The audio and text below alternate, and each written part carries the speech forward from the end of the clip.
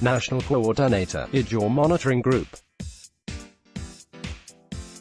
Comrade Joseph Evah was at the forefront of the struggle for the actualization of June 12. In this interview, he defends his role, giving kudos to President Muhammadu Buhari, but saying the issue should not be seen as a regional triumph. Excerpts by Tony Nwankwo. President Muhammadu Buhari has declared June 12 Democracy Day. How do you react to this? We are happy. We clamored for June 12 to be declared Democracy Day. Some of us who were involved in the struggle, even before Abiola died, to commend the president. I was the convener of non-indigenes for the actualization of June 12.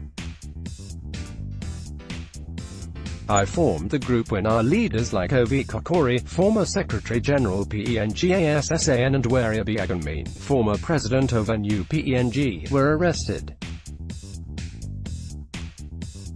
In fact, we mobilized the oil workers to cripple the economy of the country at that time. So, following the arrest of some prominent citizens over June 12, I decided to mobilize non-indigenes, especially people from the riverine areas, to join the strike and blockage of roads. That was what we did as young men. And since the coming of democracy, my group has been mobilizing people to insist that Democracy Day be June 12 and not May 29th. Now, the day has been restored, we are happy. What do you say about their GCFR awarded posthumously to Abiola and the GON awarded to Babagana Kingibe? Some say without due process. There is no need for any further process. The man Abiola is now, by implication, a former head of state. As long as we recognize this, there will be no further process. Political leaders have used several processes that were not normal to annul an election. They used processes that were not normal to frustrate the authentic day of democracy. So why should this one become abnormal? Remember, when my brother, Goodluck Jonathan, was made AG president, they refused to transit a letter. They said Yar'Adua could not sign the letter, and the National Assembly, to save face and not allow the military to come back, came up with the doctrine of necessity. Do we have doctrine of necessity in our constitution? No. So, whatever Buhari is doing, as long as majority of the people accept it, that becomes law. If the Supreme Court gives a judgment, and the judgment is against human interest, if the judgment is against unity, if the judgment is against peace, the judgment is useless. So any court judgment that does not move in line with peace and unity, that judgment is nothing. Buhari has done the right thing.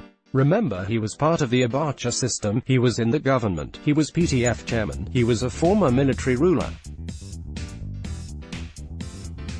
The military people messed up the country for so many years. If for one reason or the other, one military person now says, I was part of the problem, please forgive us, we have been a problem to this nation. Even at 1%, he has represented the military people who rubbish this country. I think we should commend him. Some say the president arbitrarily changed Democracy Day from May 29 to June 12, so someone else could reverse the day, if there are no strategic guidelines. If anybody comes, the person must look at the mood of the nation. If the person fails to look at the mood of the nation and reverses this, there will be crisis, especially from one part of the country. For instance, oil companies are facing hell in the Niger Delta. We swear for them every day. They are our enemies. They pollute our environment with gas, with no compensation for the people. We are not smiling with them. Even if we don't have the physical power to deal with them, we continue to swear for them. That it will not be better for them, as they want our lives not to be better. If another government comes and says for political reason, we are not doing this, there will be tension, and the government will not peacefully operate in the area. You can see what happened when this declaration was made. Every part of the country did appreciate it. The mood of the nation is very important. Leaders should look at the mood of the nation.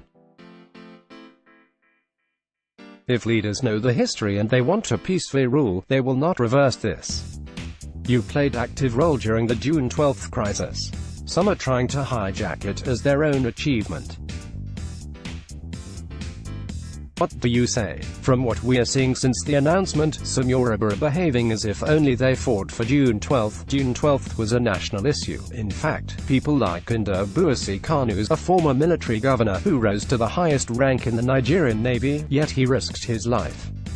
People like Kangiwa Umar, the former governor of Kaduna State, and former administrator of the FHA, people like my leader Evah Kokori, people like Wari Abiagamin. Just because the press is based in the southwest, they are not giving credit to other Nigerians who made sacrifices to make it a national issue. If we had washed our hands and said, this is Yoruba problem, nobody would have respected June 12th internationally. Nobody. A lot of people went out of the country on self-exile, were not Yoruba.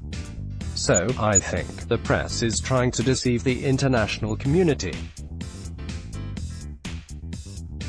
And the Yoruba who are writers in the media who are trying to hijack the thing as if it was Yoruba people that did it. It was outsiders who did more and gave it character. If not, Abacha was ready. He dealt with the military too. He dealt with Oladobo Dr and some others when he faced the military within the Yoruba. He dealt with them. Look at the owners and editors of Tell magazine, then Ovi Whiskey and other editors, many of them suffered. People like Abani are not from Yoruba land. Olisa Agbakoba was brutalized. I was there when it happened. It is a miracle that Agbakoba is still seeing with his two eyes. We were with him when he was brutalized. Agbakoba was extremely brutalized. He is not a Yoruba man that some Yoruba writers want to sweep these things under the ground. The contributions of other people under the carpet is unfair. It is sad. Agbakoba is lucky to still be alive. I think they, security operatives, regretted not killing him there, because I was in that rally. We thank God that these things are coming back again for us to re-examine our relationship in this country. Some say Buhari is doing this to garner support of the Southwest for his re-election in 2019. Well, that is some people's opinion, and some people still have another opinion. If you have an opportunity, you make use of it. Any human being who feels he has an opportunity will use it. The man must be wise to use his opportunity. Let other people go crack the brains and use their own opportunities wisely. Look at the crisis going on. The Islamic leader that they detained, and people are violent in Abuja. They should remember what happened to the leader of Boko Haram, who was shot by the police. If the court grants Kaduna Christianity leader bail, let him go. Let that problem not become another Boko Haram. Buhari in his inaugural speech was going to stop the amnesty program after 1 year. As we speak, amnesty program is still going on. 1 year is gone. Why? Because he feels if he stops the program, the Wahala, the problem that will come from Niger Delta, and Boko Haram is still there. He will not be able to cope. He will now be using Nigerian money to buy weapons.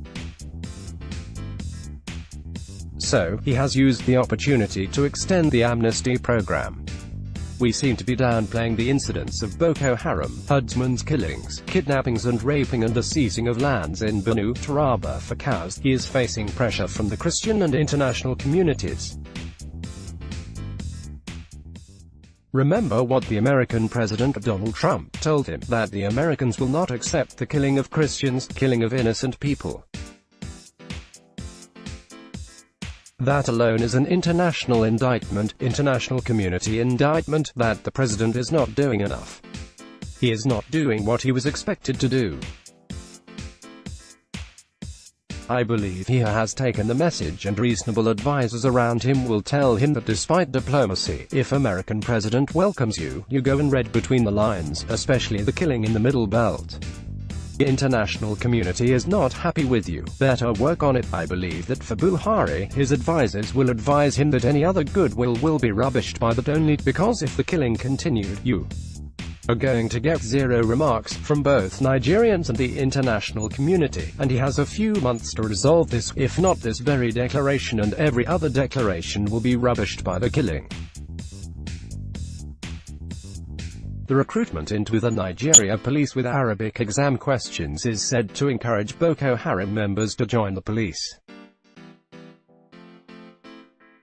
You have also heard, we have told him times without number to sack the Inspector General of Police, Idris Ibrahim. The IG is giving him a bad name. Once, the president told us that he gave order to the IG and the IG disobeyed him.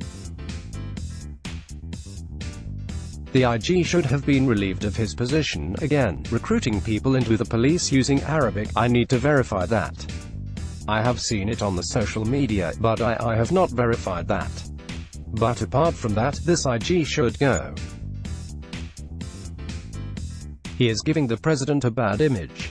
The AG, President Osunbajo, when he was acting, or ordered oil companies to relocate to the Niger Delta, the oil companies refused and nothing happened. It is like they don't know the power of their officers. The oil companies refuse till today, and when Osunbajo sees the executives of oil companies they will be shaking hands. These are people who disobeyed you. Can anybody disobey the president in their own countries?